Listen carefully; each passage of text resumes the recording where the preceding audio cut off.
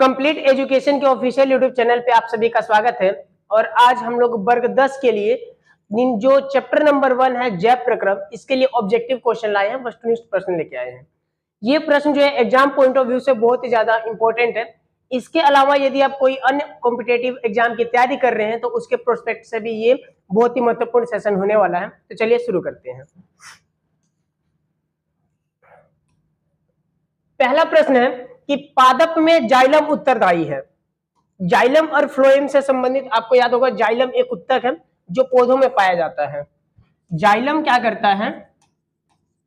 Xylem जल के परिवहन के लिए क्या होता है? रिस्पॉन्सिबल होता है। जबकि फ्लोएम क्या करता है? फूड यानी कि भोजन के परिवहन के लिए रिस्पॉन्सिबल होता है। इसको याद करने का हम आपको ट्रिक बताए थे, ज से जल और ज से जाइलम, यानी कि जल का परिवहन कौन करेगा? जाइलम कराएगा। और यहाँ पे क्या है? फ्लोएम। फ्लोएम और इसको हम एफ से लिख सकते हैं फूड, यानी कि फूड को हम बोलते हैं भोजन। तो भोजन का परिवहन कौन कराएगा? फ्लोएम कराएगा। तो क्वेश्चन नंबर जो 1 है इसका सही उत्तर हो जाएगा जल के वहन के लिए। ठीक है, आगे चलते हैं हम प्रश्न नंबर 2 की तरफ। प्रश्न नंबर 2 कह रहा है कि पत्तियों में गैस का आदान प्रदान कहां से होता है? अब पत्तियों के अंदर क्या है? कोई भी जैसे कि वातावरण से पत्तियां क्या करती हैं? कार्बन डाइऑक्साइड को लेती हैं तथा वातावरण में वापस क्या छोड़ती हैं? ऑक्सीजन को। अब इसके लिए इन्हें किसी न किसी स्थान की जरूरत पड़ती है जहां से क्या करें? आदान प्रदान करें। जैसे कि मानव में क्या होता है, हम फेफड़े द्वारा जब श्वसन करते हैं तो नसा गुहा क्या करती है? एक रास्ता प्रदान करती है जिससे कि हम बाहरी वातावरण से ऑक्सीजन लेते हैं तथा कार्बन डाइऑक्साइड बाहर छोड़ते हैं। इसी प्रकार पादप में क्या है? इनको एक रास्ता की आवश्यकता होती है। ये रास्ता पत्तियों द्वारा दिया जाता है। आई मीन कि इसको हम रंध्र बोलते हैं। जो क्या होता है? पत्तियों के अंदर उपस्थित छोटे छोटे छिद्र होते हैं। इन छिद्र के द्वारा ही क्या होता है कि पत्तियों में यानी पौधों में गैसों का आदान प्रदान किया जाता है। इस रंध्र पे, इसको हम इंग्लिश में स्टोमेटा बोलते हैं। इसका थोड़ा सा हम कलर चेंज कर देते हैं, ग्रीन ले लेते हैं। इसको रंध्र को हम क्या बोलते हैं? स्टोमेटा बोलते हैं। स्टोमेटा यानी जो रंध्र है ये पत्तियों के ऊपर पाया जाता है। इसी छिद्र से क्या होता है? गैसों का आदान प्रदान किया जाता है। वाष्पोत्सर्जन के बारे में आपने सुना होगा, यानी कि धूप में जब पत्तियां इवोपरेट हो जाती है, वाष्पीकरण हो जाता है जब पौधों में, तो जो जल का निष्कासन होता है पौधों से वो भी रंध्र के द्वारा होता है, रंध्र के रास्ते होता है। इसके अलावा क्या होता है? ये जो रंध्र है यानी कि जो स्टोमेटा है, यहाँ पे गार्ड सेल उपस्थित होते हैं। गार्ड सेल, गार्ड कोशिका भी हम उसे कहते हैं। अब गार्ड का क्या काम होता है कि जिस कुछ निश्चित वस्तुओं को ही क्या करना है? अलाउ करना है कि वो अंदर प्रवेश कर सके। आप कहीं पे भी आपने देखा होगा, किसी बिल्डिंग के बाहर, किसी मॉल के बाहर, जो गार्ड क्या करता है? नियंत्रित करता है कि किसको अंदर भेजना है, किसको बाहर भेजना है। ठीक इसी प्रकार ये जो पत्तियों के रंध्र के ऊपर जो गार्ड सेल लगे होते हैं, गार्ड कोशिका लगी होती है, इस चीज को नियंत्रित करती है कि किसको किस मात्रा में निष्कासित करना है, किसको किस मात्रा में अंदर लेना है। तो ये सभी कार्य होता है हमारा रंध्र के द्वारा। तो इसका सही उत्तर हो जाएगा रंध्र। आगे चलते हैं प्रश्न नंबर 3 की तरफ। प्रश्न नंबर 3 कह रहा है कि स्लाइड को सर्वप्रथम कंपाउंड माइक्रोस्कोप में देखा जाता है। यानी कि हम किसी भी कोशिका को, यदि आपने अपने विद्यालय में देखा होगा, वहां पे जो माइक्रोस्कोप होता है वो कंपाउंड माइक्रोस्कोप होता है। कंपाउंड माइक्रोस्कोप के अंदर हम किसी भी कोशिका को देखने के लिए जो लेंस है उसको कितने पे हम एडजस्ट करते हैं? तो इसका सही उत्तर आ जाएगा 10x पे, यानी कि हम 10 गुना जूम करके जो है कंपाउंड माइक्रोस्कोप पे हम किसी भी जीव को देख सकते हैं, किसी भी कोशिका को देख सकते हैं। तो प्रश्न नंबर 3 का सही उत्तर हो जाएगा ऑप्शन नंबर बी। ठीक है, आगे चलते हैं। क्वेश्चन नंबर 4 है कि रक्त में कौन सा अवयव घायल स्थान से रक्त स्त्राव के लिए के मार्ग को रक्त का थक्का बनाकर अवरुद्ध करता है। तो दोस्तों ये जो थक्का बनाने का जो प्रक्रिया है ये बहुत ही महत्वपूर्ण है। यदि हमारे शरीर में थक्का नहीं बनेगा तो क्या होगा? यदि एक साधारण सा भी कट लग जाता है हमारे शरीर पे तो शरीर से संपूर्ण रक्त का निष्कासन हो सकता है, जिससे मृत्यु हो सकती है। एक तो ये बीमारी आती है जो जेनेटिकली आती है, जिसे हम हीमोफीलिया के नाम से जानते हैं। हीमोफीलिया, हीमोफीलिया के अंदर क्या होता है, रक्त का थक्का ही नहीं बनता है। ठीक है, तो ये जेनेटिक्स यानी कि हमारे माता पिता या उनसे क्या एंसेस्टर से, यानी कि ये एंसेस्टर से आने वाली एक बीमारी है हीमोफीलिया, जिसके अंतर्गत क्या होता है, रक्त के अंदर थक्का ही नहीं बनता है। थक्का ना बन पाने के कारण क्या होता है, एक साधारण सी चोट के दौरान भी अधिक से अधिक रक्त का निष्कासन हो जाता है, जिससे क्या होता है, मृत्यु का भी समस्या सामने देखने को मिलती है। ठीक है, तो रक्त में कौन सा अवयव है जो क्या करेगा, थक्का बनाएगा, तो इसका सही उत्तर हो जाएगा प्लेटलेट्स। प्लेटलेट्स क्या करती हैं, थक्का बनाने के लिए रिस्पॉन्सिबल होती है। जबकि जो श्वेत रक्त कणिकाएं होती हैं, ये क्या करती हैं, श्वेत रक्त कणिकाओं का सबसे अहम योगदान होता है रोग प्रतिरोधी क्षमता के दौरान, है ना। हमें रोग प्रतिरोधी क्षमता कौन प्रदान करती है, डब्ल्यूबीसी, यानी कि श्वेत रक्त कणिकाएं। जो लाल रक्त कणिकाएं होती हैं, ये क्या करती है, परिवहन के लिए रिस्पॉन्सिबल होती है। ठीक है, किसी भी जैसे हम बात करते हैं जैसे ऑक्सीजन की या कार्बन डाइऑक्साइड की, हमारी एक कोशिका से दूसरी कोशिकाओं तक या हृदय तक लाने के लिए रिस्पॉन्सिबल होता है आरबीसी, क्योंकि आरबीसी के अंदर ही क्या पाया जाता है, हीमोग्लोबिन, और इसी हीमोग्लोबिन के कारण क्या होता है, खून का रंग जो होता है वो लाल होता है। आरबीसी का जो जीवन काल होता है 120 दिन का होता है। ठीक है, तथा इसमें जो है लाइसोसोम नहीं पाया जाता है, आरबीसी में लाइसोसोम नहीं पाया जाता है। आरबीसी में लाइसोसोम ना पाए जाने के कारण ये स्वयं को समाप्त नहीं कर पाता है। तो जब इसका जीवन काल जब ये समाप्त होता है, 120 दिन जब पूरा होता है, तो ये क्या करता है, खुद को स्प्लीन में ले जाके मार देता है। तो क्वेश्चन यहां से पूछता है कि लाल रक्त कणिकाओं का कब्रिस्तान किसे कहते हैं, लाल रक्त कणिकाओं का कब्रिस्तान हम किसे कहते हैं, स्प्लीन को कहते हैं। सही हिंदी में क्या कहते हैं, प्लीहा या तिल्ली भी कहते हैं। तो ये सभी क्वेश्चंस जो है एग्जाम पॉइंट ऑफ व्यू से बहुत ही महत्वपूर्ण है, आप इन सभी पे ध्यान दीजिएगा, अन्यथा आपका जो एग्जाम में इससे कुछ क्वेश्चन मिस हो सकते हैं। हम लोग आगे चलते हैं प्रश्न नंबर 5 की तरफ। हृदय से रक्त को संपूर्ण शरीर में पंप किया जाता है, यानी कि जो मानव हृदय है, हम एक उसका रफली से एक चित्र बना लेते हैं जिससे आपको समझा सके। एग्जैक्ट चित्र तो ऐसा नहीं होता है, बट रफली बना लेते हैं हम लोग।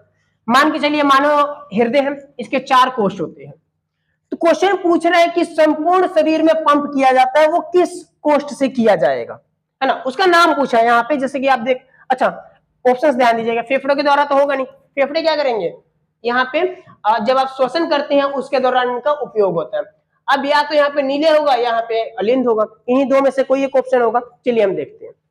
मानव हृदय के 4 कोष्ठ है, 1 2 3 4, 2 है दाईं तरफ, 2 है बाईं तरफ, दाया और बाया। ध्यान दीजिएगा, ऊपर वाले हिस्से को हम लोग बोलते हैं अलिंद, क्या बोलते हैं, अलिंद, और नीचे वाले हिस्से को हम क्या बोलते हैं, निलय। नीचे वाले हिस्से को हम क्या बोलते हैं, निलय।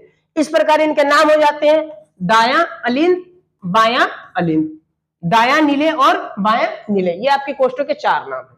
अब ध्यान दीजिएगा, जो अलिंद है ये क्या करता है, यानी कि जो आपका दाया अलिंद है आपके शरीर से अशुद्ध रक्त को क्या करता है, कलेक्ट करता है। ठीक है, जबकि ये जो नीले क्या करते हैं, देखिए इसमें नीले 2 हैं, एक दाया है और एक बाया है। दाया वाला क्या करता है, रक्त के शुद्धिकरण के लिए इसको फेफड़े के पास भेजता है, रक्त के शुद्धिकरण के लिए फेफड़े के पास भेजता है। तथा ये जो आपका बायां अलिंद है, ये क्या करता है, फेफड़े से शुद्ध रक्त को क्या करता है, रिसीव करता है। और जो आपका ये बायां नीले है, ये क्या करता है, संपूर्ण शरीर के अंदर क्या करता है, पंप करता है। तो इसका सही उत्तर क्या होगा, बायां नीले। लेकिन ऑप्शन में आपको सिर्फ नीले और अलिंद ये सब दिया हुआ, तो इसमें सही उत्तर हो जाएगा ऑप्शन नंबर बी, नीले। ठीक है, इसमें हमने हृदय के कार्य को भी एक रफली तरीके से देख लिया। यदि आप विस्तार में देखना चाहते हैं तो आप हमारी वीडियोस की प्लेलिस्ट में जाके उसको जरूर देख लीजिएगा, उससे संबंधित हमने वीडियो अपलोड किया हुआ है।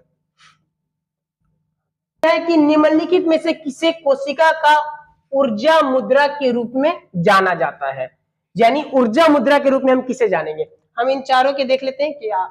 एडीपी क्या होता है, एडिनोसिन डाइफॉस्फेट, और एटीपी क्या होता है, एडिनोसिन ट्राइफॉस्फेट। एडिनोसिन ट्राइफॉस्फेट को ही हम ऊर्जा के मुद्रा के रूप में जानते हैं। किसी भी आपके शरीर में जो भी ऊर्जा का जो होता है जब संश्लेषण होता है तो वो एटीपी के रूप में होता है, तथा जब कोशिकाओं के द्वारा ऊर्जा को उपयोग कर लिया जाता है तो वो एडीपी के रूप में परिवर्तित हो जाता है। देखते हैं कैसे। एटीपी यानी एडिनोसिन ट्राइफॉस्फेट, यानी कि यहाँ पे होता है 3 गो फॉस्फेट, और जब कोशिका के द्वारा ऊर्जा का उपयोग कर लिया जाएगा तो ये चेंज हो जाता है आपका एडीपी, यानी कि एडिनोसिन डाइफॉस्फेट, यानी कि 2 फॉस्फेट में। यहां से आप देखेंगे कि एक फॉस्फेट जो है वो ऊर्जा के रूप में उपयोग कर लिया गया है। तो ऊर्जा के मुद्रा के रूप में हम किसे जानते हैं? एटीपी, यानी कि एडिनोसिन ट्राइफॉस्फेट। तो क्वेश्चन नंबर 6 का सही उत्तर हो जाएगा ऑप्शन नंबर डी। ठीक है, आगे चलते हैं प्रश्न नंबर 7 की तरफ। प्रश्न नंबर 7 कह रहा है कि स्वपोषी पोषण के लिए आवश्यक है। अब स्वपोषी पोषण होता क्या है?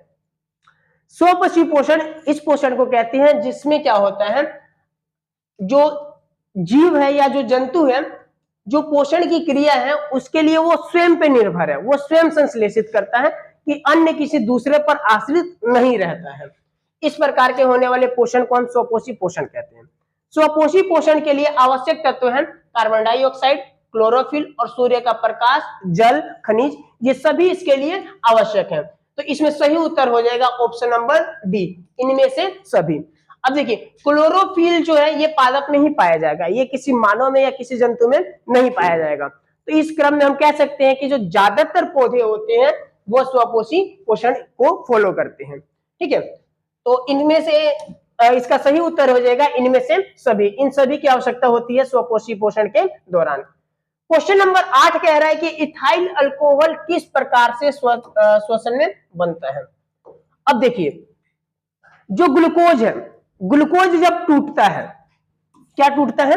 ग्लूकोज, ये टूटेगा पाइरूवेट के रूप में, पाइरूवेट के रूप में टूटता है। अब ये पाइरूवेट है, ये 3 तरीके से टूटता है। एक होता है ऑक्सीजन की अनुपस्थिति में, दूसरा होता है ऑक्सीजन की उपस्थिति में, तीसरा होता है ऑक्सीजन तो उपस्थित है लेकिन कम मात्रा में है।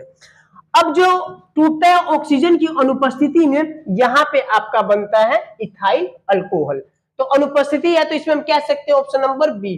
तो इथाइल अल्कोहल कब बनता है? अवायवीय, अवायवीय क्या है? श्वसन में। अवायवीय श्वसन में आपका क्या बनता है? Ethyl alcohol. तथा जो होगा ऑक्सीजन की उपस्थिति में, वो देखिए श्वसन जो है ये वायवीय जो श्वसन है ये हमेशा होगा आपका माइटोकॉन्ड्रिया में,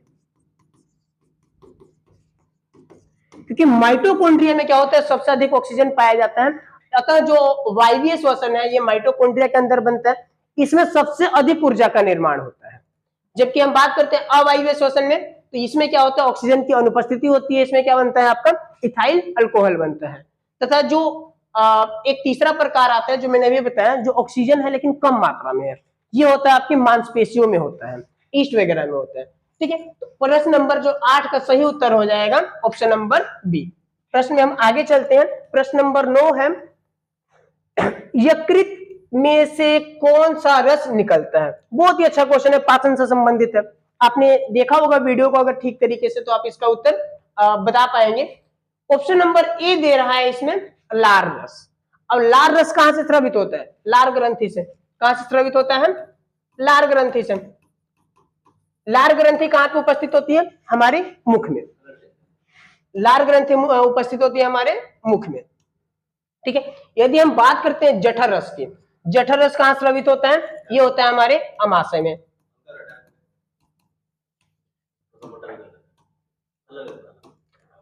जठर रस कहां स्रावित होता है? हमारे अमाशय में, जिसमें आप देखते हैं कि रेनिन तथा पेप्सिन आते हैं।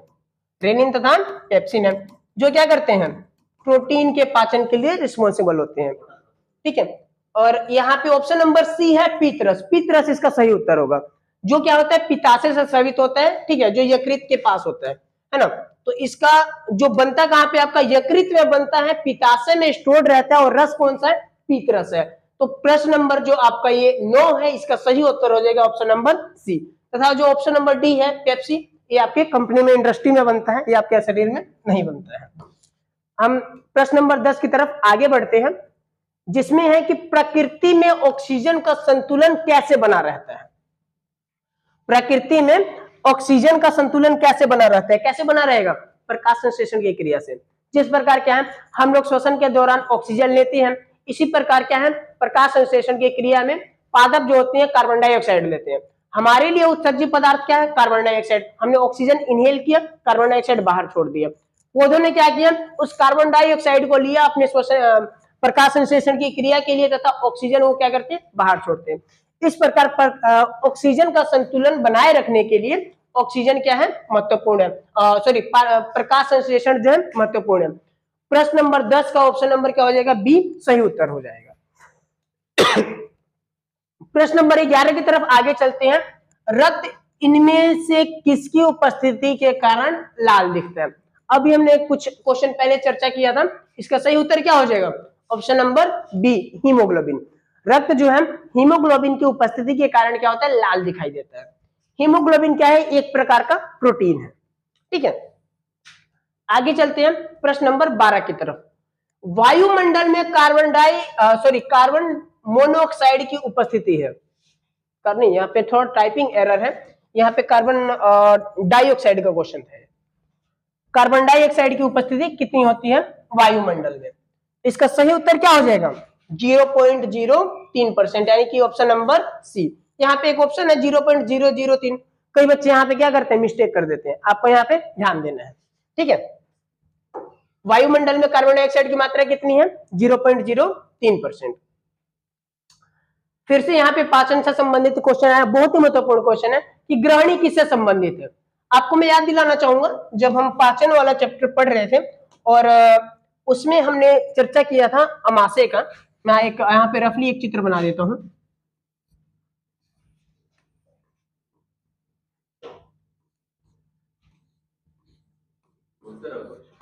ये आप देखिए, यहाँ पे ये बड़ी आंत है, इसके अंदर क्या ये छोटी आंत यहाँ पे रहती है, तथा नीचे का भी हमें चर्चा नहीं करना है। यहाँ से आपका मुख हो गया, ये आपका अमाशय का एक रफली चित्र है। ये अमाशय तथा ये जो छोटी आंत है, ये देख पा रहे होंगे, ये अमाशय नीचे छोटी आंत है, इस दोनों की जो जोड़ है ना, उसको हम क्या कहते हैं, ग्रहणी कहते हैं। तो ग्रहणी किसका भाग आ जाएगा आपका, ये छोटी आंत का। ग्रहणी किसका भाग है, छोटी आंत का। ठीक है, प्रश्न में हम लोग आगे चलते हैं।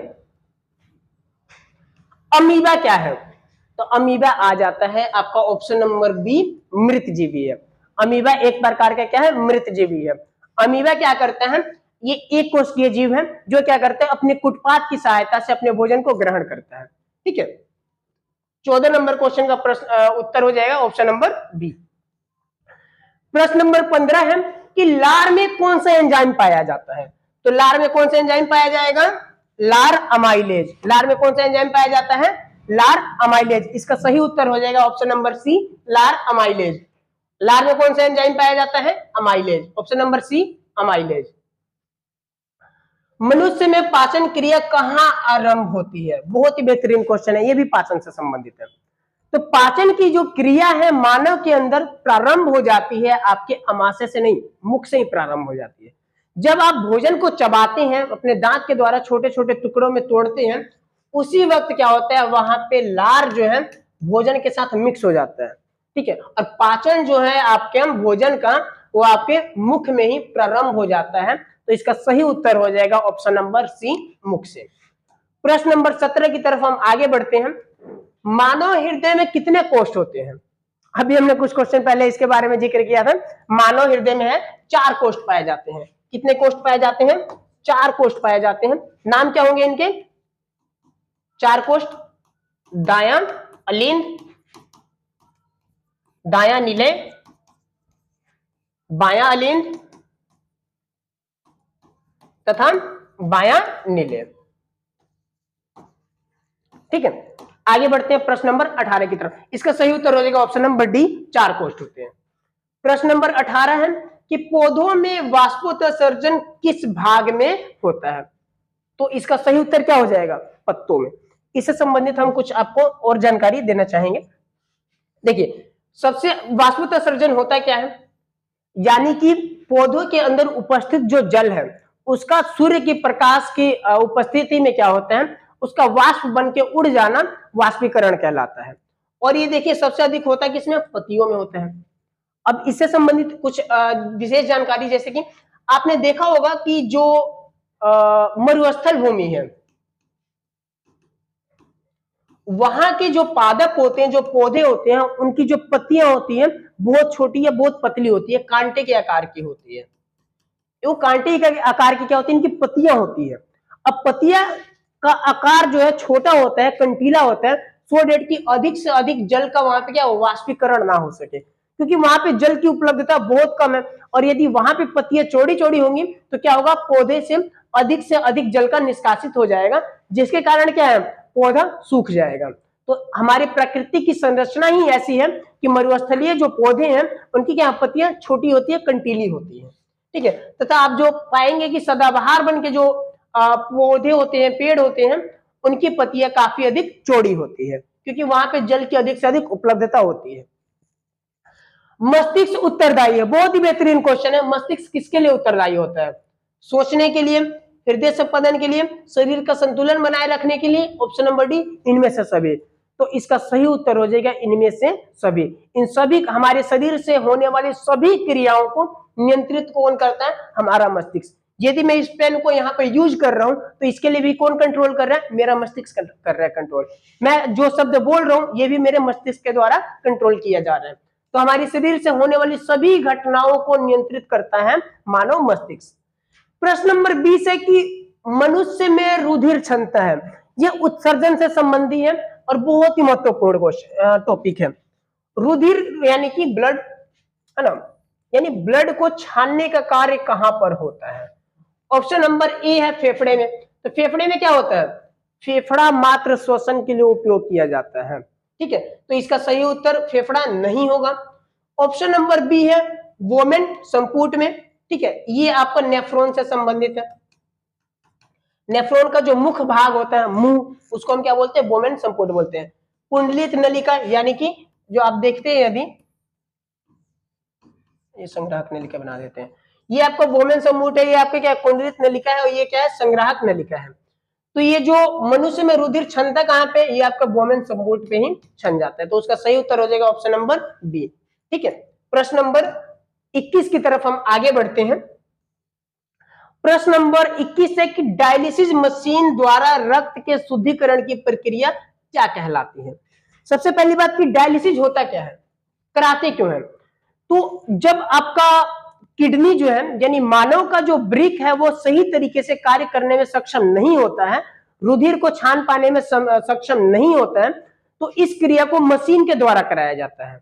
यानी कि रक्त को मशीन के द्वारा छानने की प्रक्रिया को हम लोग क्या कहते हैं?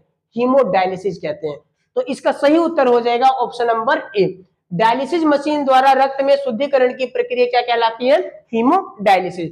हीमो मतलब है यहाँ पे ब्लड, डायलिसिस मतलब कि ये मशीन है जो ये रक्त को छानने का कार्य करती है। प्रश्न नंबर 22 की तरफ आगे बढ़ते हैं हम लोग। वृक्क किस जैव प्रक्रम का हिस्सा है? तो वृक्क किसका? वृक्क यानी कि किडनी। किडनी किससे संबंधित हो जाएगा? उत्सर्जन से। तो किडनी किससे आ जाएगा? वो ऑप्शन नंबर ए, उत्सर्जन तंत्र से। श्वसन में क्या आएगा आपका? फेफड़ा आएगा। पोषण में क्या आएगा आपका? अमाशय आएगा, है ना, अमाशय आएगा, अग्नाशय आएगा, यहाँ पे आपका छोटी आंत होगी, बड़ी आंत होगी, यकृत होगा। ठीक है, ये सारी चीजें आ जाएंगी आपके पोषण के दौरान। तथा परिवहन में आपका आ जाएगा मानव हृदय, मानव जो हृदय है। ठीक है, तथा इसमें आ जाएंगे आपकी नलिकाएं हैं जो, ठीक है, जो शिरा तथा धमनी। जबकि वृक्क का पूछा है, वृक्क का सही उत्तर क्या आ जाएगा? उत्सर्जन तंत्र से संबंधित है। प्रश्न नंबर 23 की तरफ हम लोग आगे बढ़ते हैं। कुटपात किसमें पाया जाता है? इसका सही उत्तर हो जाएगा option number C, amoeba. Amoeba जो है भोजन ग्रहण करता है कुटपात की सहायता से। ठीक है, तो 23 नंबर प्रश्न का सही उत्तर हो जाएगा option number C. Question number 24 की तरफ हम लोग आगे बढ़ते हैं। प्रकाश संश्लेषण होता है। अब प्रकाश संश्लेषण की जो क्रिया है वो होती है आपका दिन में। ठीक है, प्रकाश संश्लेषण की जो क्रिया होती है कब होती है? दिन में। दिन में क्यों होती है? क्योंकि दिन में इसको सूर्य का प्रकाश मिल जाता है, सूर्य का प्रकाश उपस्थित रहता है। सूर्य की प्रकाश की सहायता से ये क्या करते हैं? जल को तोड़कर हाइड्रोजन तथा ऑक्सीजन को अलग अलग करते हैं। ठीक है, तो ये प्रक्रिया जो है ये सिर्फ दिन में ही हो पाती है। तो इसका सही उत्तर हो जाएगा ऑप्शन नंबर बी, दिन के समय। ठीक है, प्रकाश संश्लेषण की क्रिया दिन में होती है। खुला परिसंचरण तंत्र किसमें पाया जाता है, यानी कि रक्त को एक जगह से दूसरे जगह ले जाने के लिए अलग से नलिकाएं नहीं होती है, वो ऐसा कौन सा जीव है? तो इसका सही उत्तर हो जाएगा ऑप्शन नंबर सी, कोकरेज के अंदर जो है वो खुला परिसंचरण तंत्र पाया जाता है।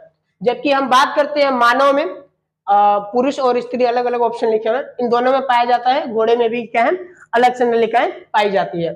खुला परिसंचरण तंत्र किसमें पाया जाता है? कोकरेज के अंदर। प्रश्न नंबर 26 की तरफ हम लोग आगे बढ़ते हैं। विश्राम की अवस्था में मनुष्य का हृदय 1 मिनट में कितनी बार धड़कता है? एक स्वस्थ मनुष्य का हृदय विश्राम की अवस्था में 72 बार धड़कता है। ठीक है, यदि 72 से अधिक धड़कता है तो आपको क्या है टेकीकार्डिया नामक बीमारी से हो सकता है आप जो है ग्रसित है। यदि आपका 72 से कम धड़क रहा है तो आप ब्रेडिकार्डिया नामक बीमारी से ग्रसित है। आपको अतिशीघ्र क्या है एक हार्ट स्पेशलिस्ट डॉक्टर से मिलना चाहिए। ठीक है, आगे चलते हैं हम लोग प्रश्न नंबर 27 की तरफ। रेजिन किस पौधे का उत्सर्जी पदार्थ है? तो इसका सही उत्तर हो जाएगा ऑप्शन नंबर डी, रेजिन जो है चीड़ के क्या है पौधे का उत्सर्जी पदार्थ होता है। प्रश्न नंबर 28 की तरफ चलते हैं जो आज का हमारा अंतिम प्रश्न है। निम्नलिखित में से कौन सा पदार्थ अमोनिया के साथ मिलकर यूरिया बनता है? देखिएगा, ध्यान दीजिएगा, बहुत ही महत्वपूर्ण बिंदु है, ये उत्सर्जन तंत्र से संबंधित है। हमारे शरीर में जब मूत्र का संश्लेषण होता है, यानी कि जब रक्त से छानकर अवशिष्ट पदार्थ यानी कि जो मूत्र है वो मूत्रवाहिनी में एकत्रित हो जाता है। ठीक है, तो वो होता है आपका देखिए यूरिया के रूप में होता है, लेकिन वो क्या होता है परिवर्तित हो जाता है NH3 यानी कि अमोनिया के रूप में, जो इससे कम विषैला होता है और ये कुछ समय तक ही अमोनिया के रूप में रह पाता है। यदि हमने सही समय पे यानी कि निश्चित समय में इसका निष्कासन अपने शरीर से नहीं किया, फिर से दोबारा से वो यूरिया में परिवर्तित हो जाता है जो अत्यधिक विषैला होता है। अतः हमें अपने मूत्र का ज्यादा समय तक अपने शरीर में स्टोर नहीं करना चाहिए, उसका निष्कासन कर देना चाहिए। ठीक है, तथा जब ये दोबारा शरीर से बाहर चले जाता है हमारा अमोनिया, ठीक है, अमोनिया जब हमारे शरीर से निष्कासित अगर हम निश्चित समय में कर देते हैं, दोबारा ये वायु के कांटेक्ट में आके ऑक्सीजन के साथ क्या करता है मिलके क्या कर देता है दोबारा से यूरिया का निर्माण कर देते हैं, जो बहुत अधिक विषैला होता है। आप लोगों ने देखा होगा सरकारी जो शौचालय वगैरह है, क्योंकि वहां पे इतना साफ सफाई का लोग विशेष ध्यान नहीं रखते हैं, या ऐसे जो शौचालय हैं वहां पे जहां पे लोग पेशाब करते हैं वो दीवार अजीब तरीके से सड़ चुकी होती है। रीजन यही है क्योंकि वहां पे बहुत ही विषैला यूरिया वहां पे पड़ा होता है। तो हमें इस सब चीजों पे ध्यान रखना चाहिए। तो इसका सही उत्तर आ जाएगा ऑप्शन नंबर सी, ऑक्सीजन की सहायता से। ये हम लोग कंप्लीट एजुकेशन से अभी एक टारगेट 90+ का एक हम बैच चला रहे हैं, जिसके अंतर्गत क्या है हम लोगों का टारगेट है कि जो भी बच्चे इसमें जुड़े वो सभी क्या है 90+ इस बिहार बोर्ड का जो एग्जाम होगा 2024 में वो उस ऊंचाई तक पहुंचे। ठीक है, इसकी विशेषताएं क्या है कि ये आपको क्वेश्चन बैंक हम लोग यहाँ पे प्रोवाइड करते हैं, वीडियो क्लासेस प्रोवाइड करते हैं प्रत्येक आपको टॉपिक का। ठीक है, मॉडल पेपर के जो है PDF नोट्स आपको प्रोवाइड करवाते हैं, नोट्स और स्टडी मटेरियल प्रोवाइड कराते हैं। आपको यदि किसी भी टॉपिक के ऊपर यदि आपको डाउट है उसके लिए हम लोग एक्स्ट्रा क्लास डाउट क्लास यहाँ पे चलाते हैं, जिसमें आपके सभी डाउट्स को क्लियर किया जाता है। सभी सब्जेक्ट के कॉम्बिनेशन PDF नोट्स आपको दिया जाता है।